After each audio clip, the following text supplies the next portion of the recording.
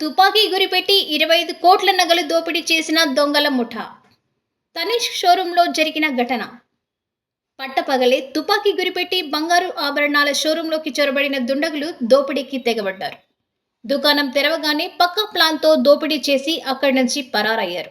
ఈ ఘటనకు సంబంధించిన దృశ్యాలు సీసీటీవీలో రికార్డ్ కాగా ప్రస్తుతం ఈ వీడియో వైరల్ అవుతోంది.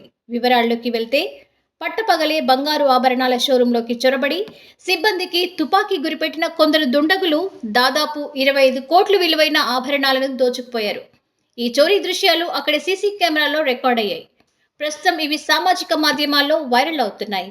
బీహార్లోని భోజ్పూర్ జిల్లా ఆగ్రాపట్నం గోపాల్ చౌక్ ప్రాంతంలో సోమవారం ఉదయం 10 గంటల 30 నిమిషాలకు టాటా గ్రూప్కి చెందిన తనిష్క్ షోరూంలో ఈ ఘటన చోటు చేసుకుంది.